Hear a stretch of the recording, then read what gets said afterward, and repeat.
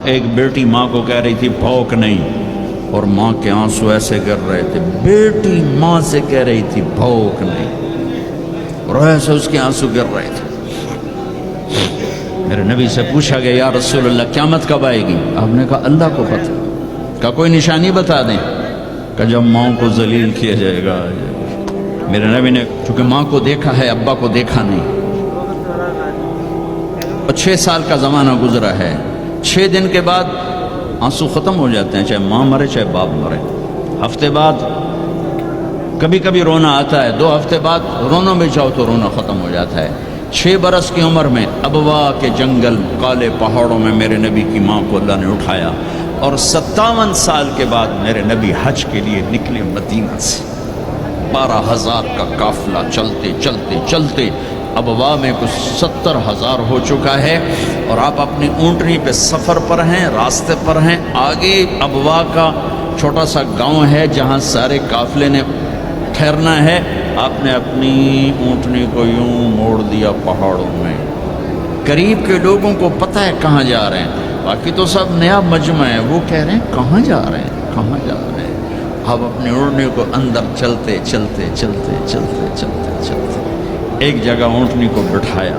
ایک پہاڑ ہے 70-80 فٹ اونچا، اس پہاڑ پر چڑھے۔ وہاں ایسے ہی چوکور سا میدان ہے، باقی سارے پہاڑ یوں ہیں۔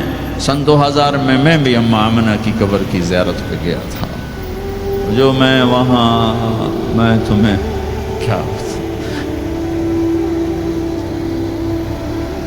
میں یہ واقعہ ہزاروں دفعہ سنا چکا ہوں۔ ہر دفعہ ہی ایسے رونے بیٹھ جاتا ہوں کہ پھر میں وہاں نہیں کھڑا ہوتا، پھر میں وہاں ابوا پہنچ جاتا ہوں۔ میں دیکھتا ہوں 6 سال کی عمر میں میرے نبی کو اللہ نے یہاں اتنا بڑا امتحان دیا کہ جنگل میں ماں کو موت دے دی۔ 25 سال کی عمر میں ماں مر گئی، اچانک مر گئی، کوئی بیماری نہیں، کچھ نہیں، جس کو آج ہم ہارٹ اٹیک کہتے ہیں، ہارٹ فیلئر کہتے ہیں۔ اتنا آخری جملہ کہا کل حی میت و کل جدید بال وقد ولدت طہرا۔ بولا نہیں جا رہا تھا تو بجھتے بجھتے بھڑکتی شمع نے کہا بیٹا ہر زندہ نے مرنا ہے، ہر جوانی نے ڈھلنا ہے، لگتا ہے تیری ماں کا آخر آ چکا ہے، لیکن میں نے ایک بچہ جنا ہے جو سارے عالم کو پاک کر دے گا۔ اور شمع خاموش ہو گئی۔ کس طرح انہیں دفن کیا، میں وہاں کھڑا یہی سوچتا رہا کہ یہاں قبر بنائی کیسے ہوگی۔ تو پتھر ہیں، کوئی لوگ گزرے ہوں گے یا پتھر جوڑ کے۔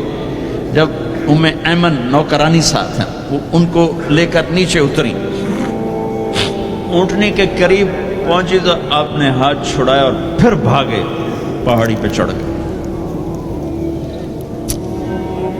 ایمن پیچھے گئیں تو وہ منظر تھا کہ شاید اس وقت عرش بھی رو رہا ہوگا۔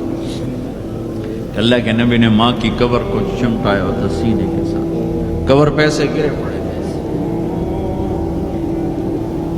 اور جب ایمن قریب آئیں تو وہ نوحہ کہہ رہے تھے کہ پتھر بھی پگھل رہے تھے کہ ماں جی آپ کو تو پتہ تھا آپ کے سوا میرا کوئی نہ تھا، آپ مجھے چھوڑ کے کیوں چلے گئے، آپ مجھے چھوڑ کے کہاں چلے گئے۔ ایمن نے اٹھانا چاہا، انکار کر دے گا، میں نہیں جاتا، میں نہیں ماں کو چھوڑ کے جاتا۔ کھینچ کے لے گئی، گھسٹتا ہوا بچہ پہاڑ سے اتارا۔ 2 دن روتے روتے مکے کا سفر ہے، پھر کھانا بھی بند ہو گیا، پینا بھی بند ہو گیا، سوائے زمزم کے چند گھونٹ پانی کے سارا دن نہ کھاتے تھے نہ پیتے تھے، اکیلے بیٹھے رہتے، نہ ماں نہ باپ نہ بھائی نہ بہن۔ اللہ 57 سال کے بعد ماں کی قبر پر پہنچی، اور قبر کے سرہانے آ کر بیٹھے، گوڈے اوپر اٹھائے اور ہاتھ یہاں رکھے اور سر گوڈوں میں دیکھا، جیسے چھوٹے بچے رونے کی پوزیشن بناتے ہیں۔ یہ چھوٹی جگہ میں دکھا نہیں سکتا، اور پھر جو رونا شروع کیا، اتنا روئے کہ ساری داڑھی سارا سینہ آنسوں سے بھر گیا۔ جیسے کوئی معصوم بچہ، جیسے 6 سال کا محمد رو رہا صلی اللہ علیہ وسلم، اتنا روئے کہ وجود ہل گیا۔ اور پھر فرمایا کہ میں آگے نہیں جاؤں گا، میں رات یہیں رہوں گا۔ تم کیا جانو رشتے کیا ہوتے ہیں، تمہیں صرف پاؤنڈ گننے آتے ہیں۔ تم سے مراد میں بھی اور سارے بھی ناراض نہ ہو جاؤ، ساری امت کا یہی حال ہے۔